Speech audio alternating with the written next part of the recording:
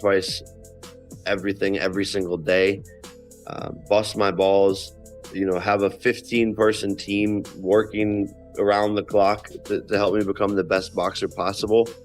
And when I do something... Jake Paul just got absolutely knocked down by Mike Tyson after trying to cancel the fight he was practically begging for.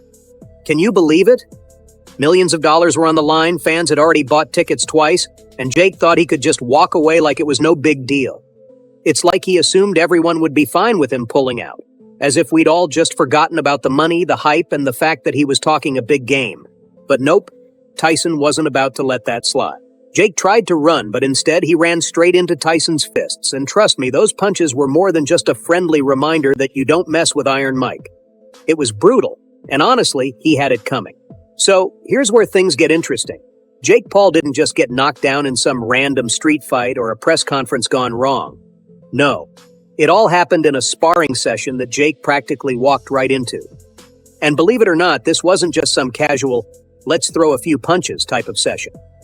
Nope, this was a desperate attempt by Jake's camp to save face after things started spiraling out of control. You remember that chaotic press conference, right? The one where Jake's ego took a hit so hard it probably left a dent in his brand? Yeah, that one. It shook him so bad they thought a sparring session with Tyson could somehow patch things up. Money. The shit talkers get all the attention. Yeah. The shit talkers get everything. We get a bad rap, but we get everything else. Yeah. Now, this wasn't just about Jake wanting to punch it out with Tyson for fun.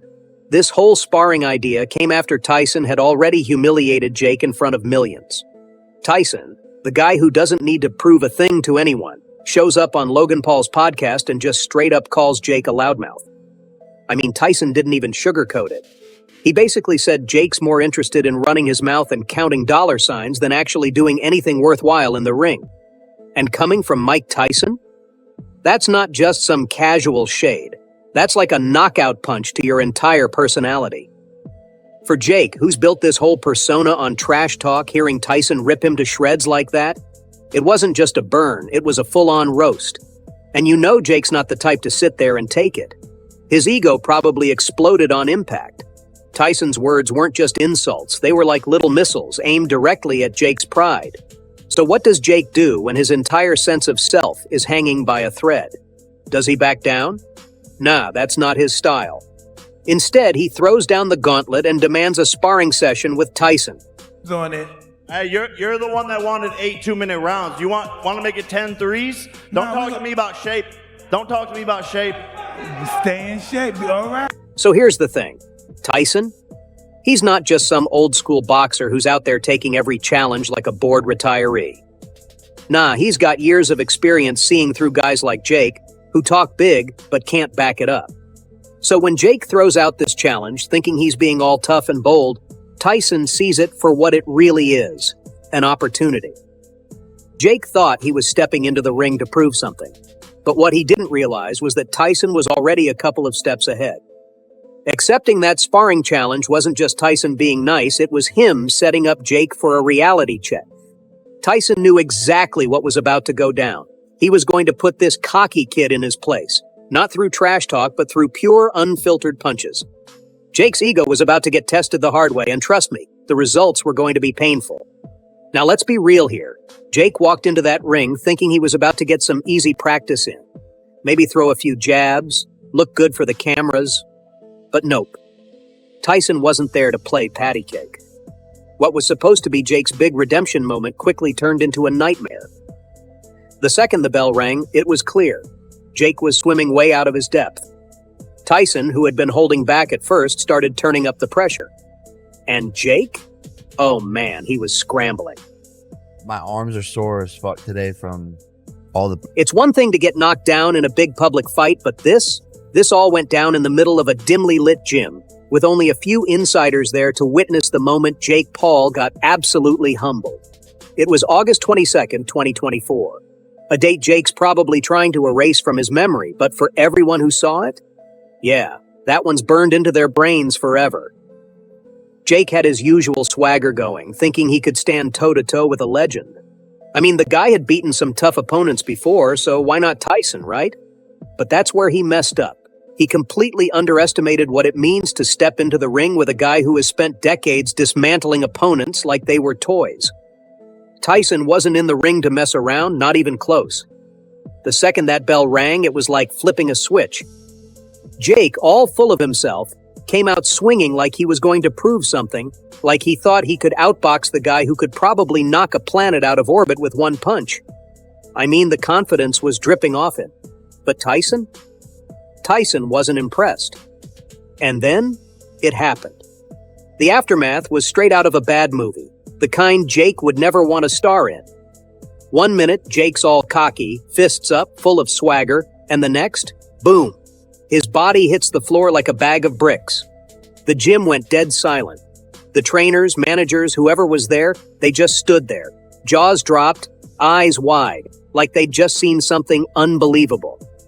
This wasn't just a regular knockdown. This was a full-on obliteration. Tyson didn't just win the round, he made a statement. A loud, punch-you-in-the-face kind of statement. Jake Paul was in way over his head. But here's where it gets even better. That knockout didn't just knock Jake's body to the floor. It shattered his ego into a million pieces. This is a guy who's built his whole image on being untouchable, invincible. And then Tyson comes along and floors him like it's nothing. You could see it in Jake's face. The physical pain? Yeah, sure. That was bad. But the real blow? That was to his pride. And Tyson? Oh, he noticed. He saw something way more troubling than just Jake getting physically beaten. Jake was falling apart mentally, right there in the ring. His punches were weak, his movements sluggish, and that unshakable confidence he's always showing off? Poof. Gone. And Tyson? With all his experience, he didn't miss a beat. He saw those skyscraper-sized red flags. Jake wasn't just physically outmatched, he was mentally crumbling. His energy was zapped, his punches were all over the place, and he was folding under the pressure like a cheap lawn chair. And Tyson knew this wasn't just a rough day for Jake. This was the real deal. Those weaknesses Jake had managed to hide before, they were out in the open now for everyone to see. Do you believe that I will actually beat Mike Tyson? Yes. What the fuck? You really think that you're gonna beat Mike Tyson? Yeah.